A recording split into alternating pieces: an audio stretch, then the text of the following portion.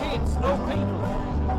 Somehow I knew something was wrong. I turned the corner and got forlorn. I could see my library was gone. You are my library, my only library. You make me happy when stars rain. You'll never know, dear, how much I love you. Please don't take my library away.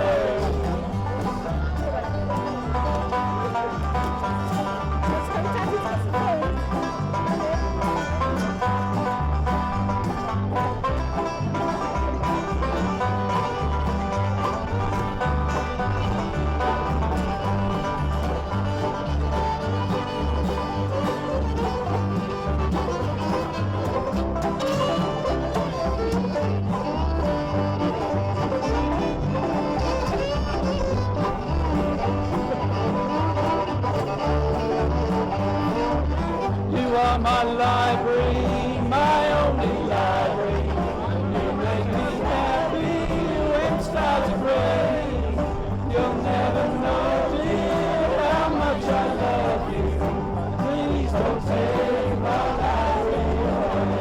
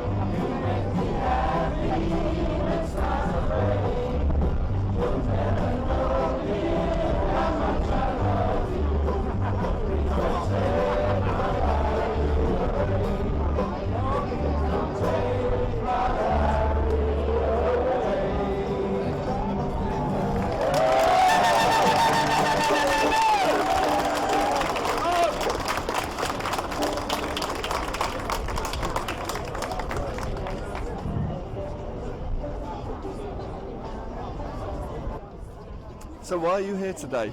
We are here to save our local libraries, of course, to save our books. So you guys are, who are you? And you are? And you go to your local library? Where is that library? What's your favourite book?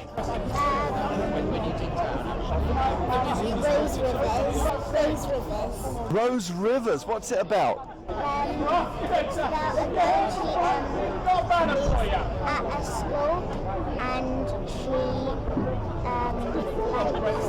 likes to go out on adventures, but her parents don't let her. Oh, isn't that true? Oh, lovely. And what about you, son? Have you got any favourites? Yeah, one of my favourites is a book called Hitchhiker's Guide to the Galaxy. Wow. You're reading above your age, aren't you? Or is it a junior version or is it just fun? Full version. Oh, well done. Which is the best bit about it? Is it all good? Yeah, it's good. It's all good. Well done, son. Watch out for YouTube.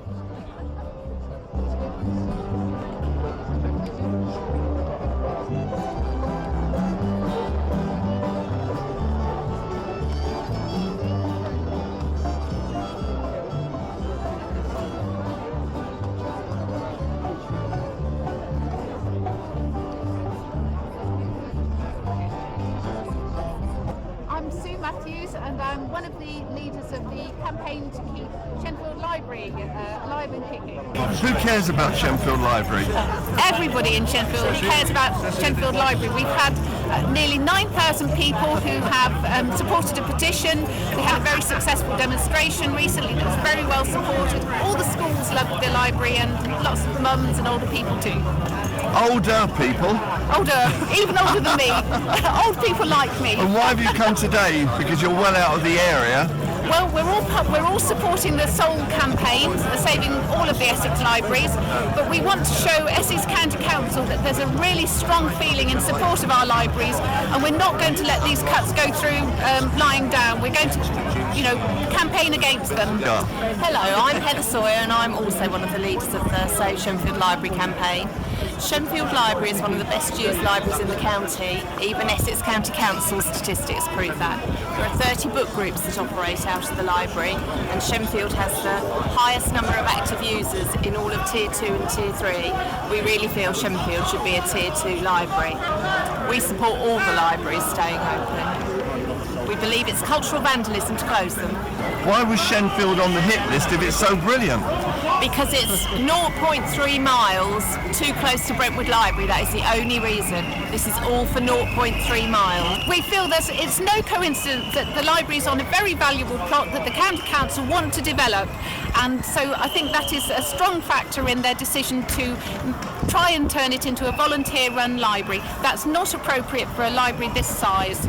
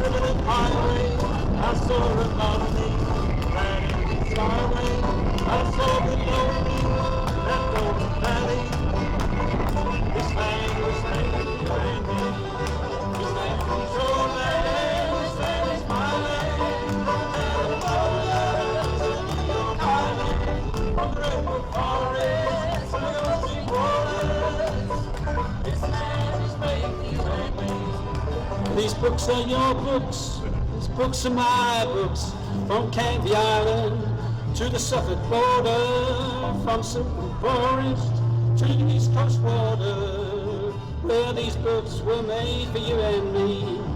This guy's from Hull, Leachy's from Braintree, my mate from Peter, he's Joseph Darcy, they're here in Chelmsford to save their library, 'cause this land belongs to you and me. This land is your land, this land is my land, from California to New York Island, from the Redwood Forest to the open border. This land was made for you and me.